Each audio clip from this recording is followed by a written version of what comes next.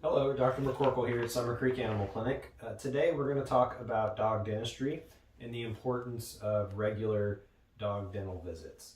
And so Jessica here is going to help by asking some questions, and our hope is that at the end of this you will have a better understanding of dog dentistry and why it's important. How can I care for my dog's teeth at home? Yeah, so when you have a pet that has a healthy mouth to begin with, which is generally going to be your very young pets, the best thing to do is to get started with daily teeth brushing. Yes, it does need to be daily because that plaque and tartar builds up on their teeth every single day, just like it does on yours and mine. So teeth brushing daily, getting them used to that, which is definitely a process, is the best way that you can help prevent gum disease in the mouth. Other ways that are helpful, other things that are helpful are dental chews. One of the ones we like a lot is called Oravet. It's a dental chew that has a brushing action as they chew on it, but it also releases a plaque repellent so that as they chew on it, the saliva carries the plaque repellent on all of the teeth. Not near as good as brushing, but it is something.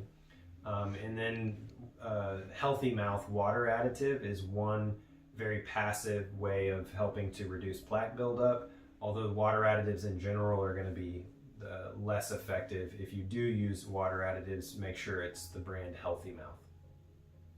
What are some signs and symptoms of dental disease in dogs? Yeah, so the most common thing that we see in dogs, or the most common thing that you as a pet owner see, is bad breath. That's always the thing that comes up, to the point where people think that it's normal for their dog to have really stinky breath. That's actually one of the common signs of gum disease or infection in the gum tissue.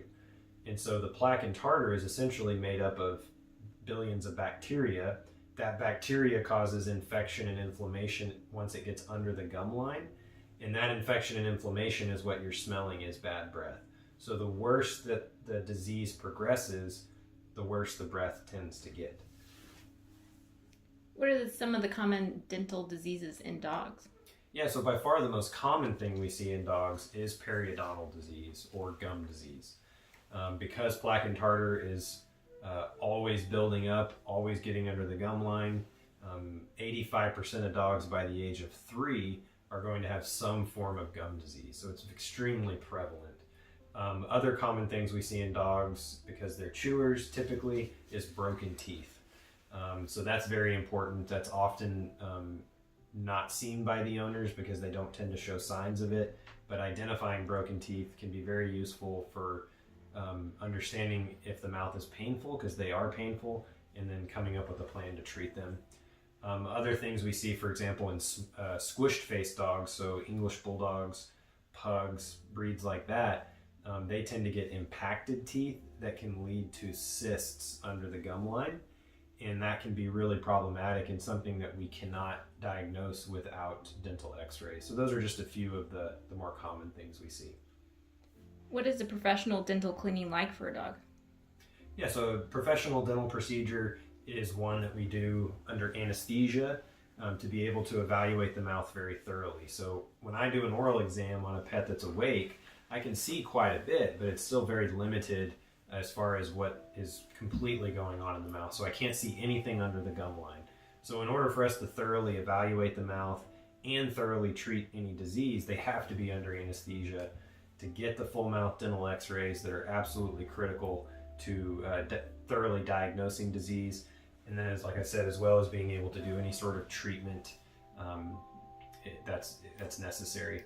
So we get them under anesthesia, get the full mouth dental x-rays, thoroughly evaluate the mouth, probe around each tooth. We're really looking at each individual tooth, which there's 42 naturally in an adult dog, and identifying what stage of periodontal disease, is there any broken tooth, is there anything abnormal that needs to be addressed, and then of course thoroughly cleaning the teeth under the gum line, which is the most critical part, and then coming up with a treatment plan while they're under anesthesia, because we can't identify what needs to be done until that point. So we have a great email that we can send out to people to give them a lot more details on that to help them understand what they should be expecting. But that's essentially what a dental procedure looks like. And that's all we have for today. So thank you so much. I hope that was helpful. If you need anything else, please give us a call. If your dog does have bad breath anything that you're thinking that's abnormal, the best thing to do is to come in, let us check it out, and we will give you much, much more information. Thank you so much.